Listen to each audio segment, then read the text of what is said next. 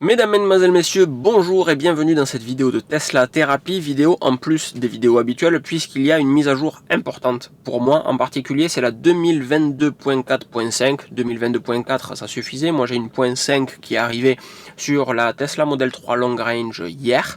Et qu'est-ce qu'elle apporte de nouveau? Vous allez le voir très rapidement. Elle apporte le fait qu'on puisse changer la couleur du véhicule. Ici, moi, j'ai pu mettre ma voiture en vert puisque, vous le voyez sur les rétros là, mais la Model 3 a eu un covering vert dont je dois vous parler un de ces jours, c'est prévu. Et pour faire ceci, c'est très simple, on vient dans le logiciel, ici vous avez le nom du véhicule, vous voyez, et il suffit de venir cliquer, donc par défaut c'est rouge, ma voiture est rouge à la base, et donc on a la couleur par défaut ici. Ensuite on peut venir très simplement rajouter une autre couleur, donc on peut, si je suis un fifou et que je veux la mettre rose par exemple, voilà, c'est aussi simple que ça.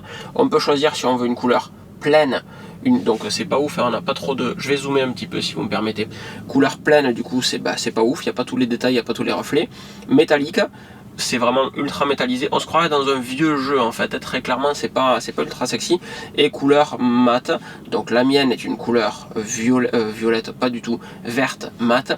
On aurait bien aimé qu'on puisse mettre un code hexadécimal, c'est pas le cas, mais c'est déjà quand même très sympa de pouvoir effectuer ce type de modification. Ensuite on a d'autres fonctionnalités, enfin, pas tant des fonctionnalités mais d'autres modifications d'interface. Quand la V11 est arrivée sur nos Tesla, beaucoup de personnes ont râlé sur l'ergonomie de cette mise à jour. Par exemple, pour venir chercher un superchargeur, il fallait passer sur navigation, puis ensuite venir chercher les superchargeurs. Là maintenant, on a à nouveau ce petit bouton qui fait son apparition et on peut très facilement donc venir se connecter et chercher un superchargeur. Donc ça c'est très sympathique. Cette vidéo elle est faite à l'arrache à main levée, j'espère que vous me pardonnerez puisque la qualité baisse un petit peu par rapport à d'habitude. Et si vous voulez voir à quoi ressemblent les vidéos de d'habitude, il vous suffit de vous abonner à cette chaîne Tesla Thérapie. Vous êtes très nombreux, je m'attendais absolument pas à ce que cette chaîne fonctionne, et dans la description vous avez le lien vers mon autre chaîne où on parle un petit peu plus de tout le reste en fait. Celle-là elle est vraiment que Tesla, l'autre elle est très geek, etc.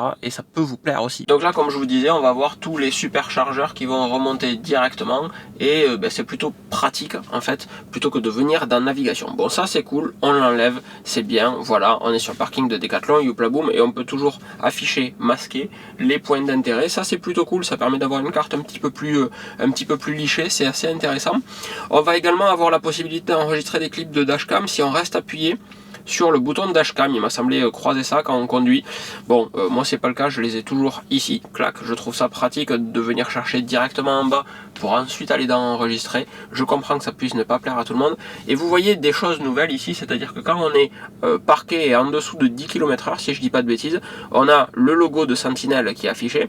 Et on a le nom du conducteur qui est affiché également, ce qui veut dire qu'on n'est plus obligé de venir là pour savoir si Sentinel est activé et pour changer le conducteur. C'est plutôt pas mal. On a également des améliorations qui sont effectuées sur la partie connectivité. Quand vous êtes connecté, ça est censé remonter en haut. Je crois que la Wi-Fi s'affiche en haut quand vous êtes connecté au réseau Wi-Fi, et le réseau cellulaire s'affiche uniquement si vous n'avez pas de réseau. Enfin, ça a été repensé un petit peu, c'est quand même pas mal du tout. Donc voilà, c'est ce que je vous indiquais, c'est que si vous conduisez, que l'icône de dashcam est dans le dock en bas, il vous suffit juste de toucher l'icône de dashcam pour enregistrer. Par contre, on n'a pas un dock qui est plus grand, il est toujours limité au même nombre d'applications, je crois que c'est 4. On a le coloriseur de véhicule qu'on a vu ensemble sans la possibilité de mettre un X, mais c'est très cool parce que c'est également répercuté sur l'application Tesla. Ça c'est vraiment très sympathique en fait. Comme vous le voyez, si je vais dans l'appli Tesla, bam, j'ai la même couleur qu'ici. Idem pour le widget Tesla que je n'utilise pas, mais ça pourrait être la même chose. Mais un des éléments vraiment très sympa, c'est le freinage régénératif en autopilot qui a été amélioré pour que quand vous êtes dans les bouchons, tout simplement, eh bien le freinage régénératif soit bien plus utilisé que les freins. Les Tesla avaient tendance à faire des petits à-coups quand on est dans les bouchons, alors que là le freinage régénératif est vachement plus utilisé que les freins. Et ça a pour conséquence directe d'avoir une conduite beaucoup plus souple que l'utilisation des freins qui était peut-être un peu violente parfois. Et alors je sais pas si c'est moi qui pète un plomb ou pas, mais j'ai également la sensation que le freinage régénératif est plus performant sans autopilote. Juste quand je conduis moi tout seul et que je lève le pied de la pédale d'accélérateur, j'ai la sensation que ça freine plus fort qu'avant. Est-ce que c'est totalement une vision de l'esprit ou pas? Je n'en ai pas la moindre idée. On a également une mise à jour de l'application de Tesla qui inclut automatiquement, de manière officielle plutôt, le fait que vous ayez les statistiques de recharge. Donc c'est la 4.6.0.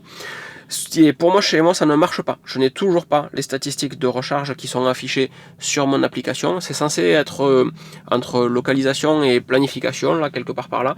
Et chez moi, c'est pas le cas. Ça ne marche pas, je ne les ai pas.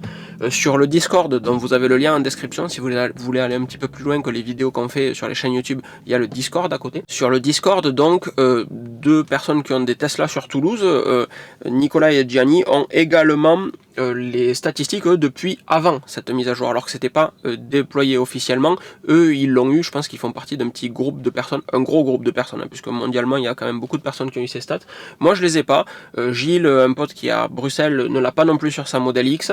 Donc, c'est quand même un petit peu surprenant, mais ça devrait, c'est censé être disponible. Peut-être que la mise à jour est sortie et que Tesla n'a pas appuyé sur le bouton pour déployer la fonctionnalité à tout le monde. Donc, l'application peut le faire, mais mon compte n'est pas encore validé pour utiliser la fonctionnalité. C'est peut-être ça. Voilà pour cette rapide vidéo sur la mise à jour 2022.4.5. J'espère que ça vous aura appris quelques petits trucs. Moi, c'est des fonctionnalités que j'attendais vraiment beaucoup, surtout le coloriseur de véhicule, vous vous en doutez. Le freinage régénératif en autopilot, c'est une nice addition, j'allais dire. Mais non, c'est un ajout sympathique. Et voilà, je vous dis à très vite pour les prochaines vidéos. Ça sera le test d'une Tesla Model 3 en road trip, la prochaine vidéo. Ciao, ciao.